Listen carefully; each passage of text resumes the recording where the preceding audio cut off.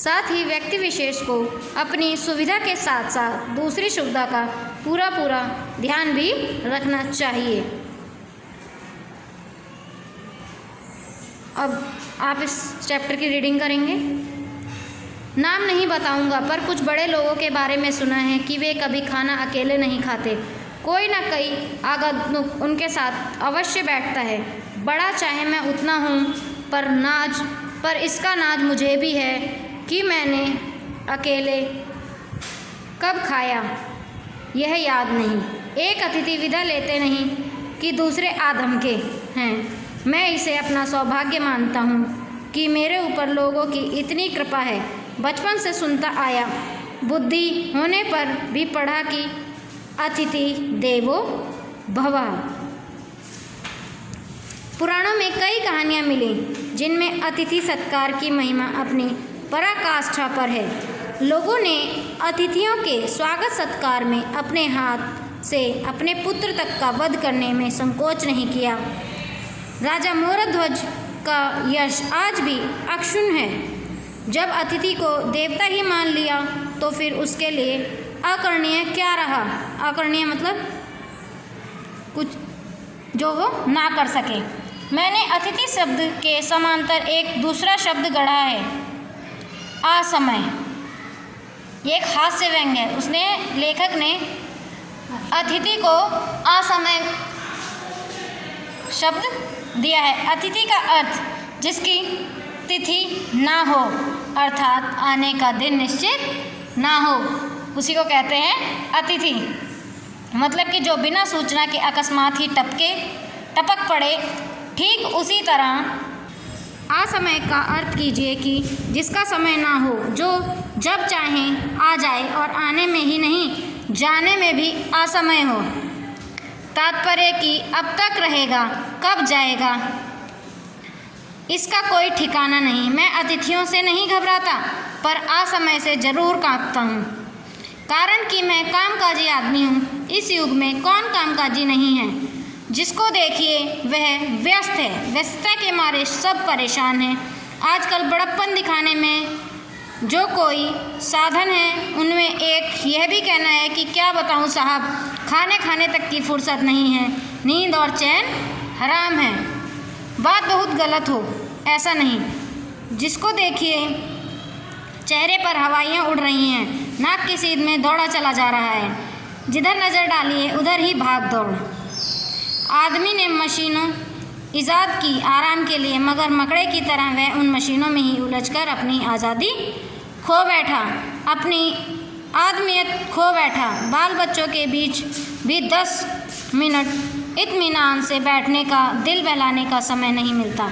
आनंद को भी कठोर कर्तव्य ना मान लीजिए तो वह कभी हाथ ना लगे। ऐसी स्थिति में जब कोई आता है तो स्वभावतः हृदय शंकाकुल हो उठता है। शंकाकुल का मतलब है आशंका से घबराया हुआ। अतिथि देव आते तो हैं, केवल अन्न खाते हैं, किंतु असमय देव तो जान खा जाते हैं। यूँ आजकल अन्न भी कुछ कम महंगा नहीं है, पर जान तो इससे अधिक महंगी है। कभी कभी दोनों का जब समन्वय हो जाता है तब तो कुछ पूछिए ही नहीं। अतिथि देवो भव का सिद्धांत कभी ठीक रहा होगा। पहले छठे समाज से कृपा करते थे, क्योंकि यातायात के साधन इतने समुन्नत और सुलभ ना थे। दुनिया बहुत बड़ी है, खाद्यान्न की कमी ना थी। 10 बजे काम पर पहुंचने की बाध्यता नहीं थी। कृत्रिमता और प्रदर्शन जीवन के अनिवार्य अंग भी नहीं बने थे। एक कमरे के फ्लैट में पूरा परिवार लाज संकोच छोड़कर नहीं रहता।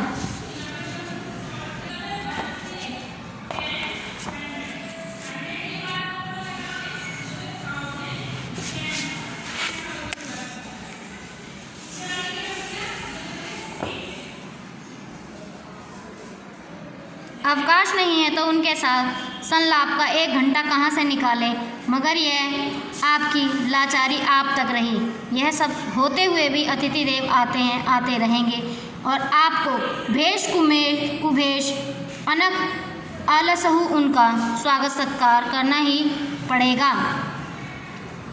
आपको छोड़कर आखिर वे जाएं भी कहाँ? आपसे बढ़कर उनका कोई आत्मीय हो भी तो। अभी हाल में मेरे यहाँ एक अतिथि देव पधारने के पहले उन्होंने पत्र लिखा कि मुझसे मिलने बहुत दिन हो गए, अतः मिलने की बड़ी उत्कंठा है। यूँ गौण रूप से एक छोटा मोटा दूसरा काम भी है, अब तक गौण था या मैं आपसे क्या कहने की ज़रूरत है, पर चाहे जैसे भी हो उन्होंने मुझे याद किया, इसके लिए मैं उनका अनुग्रहित अवश्य हूँ।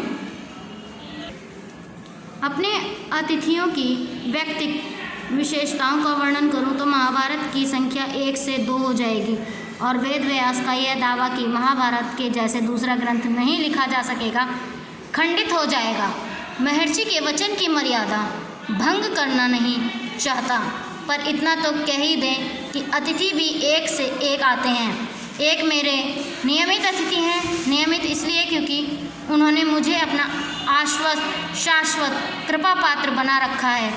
उनकी कई खूबियां हैं, 1 से 1 मज़ेदार, 1 से 1 लुत्फ, खासकर भोजन के मामले में ही बहुत सावधान।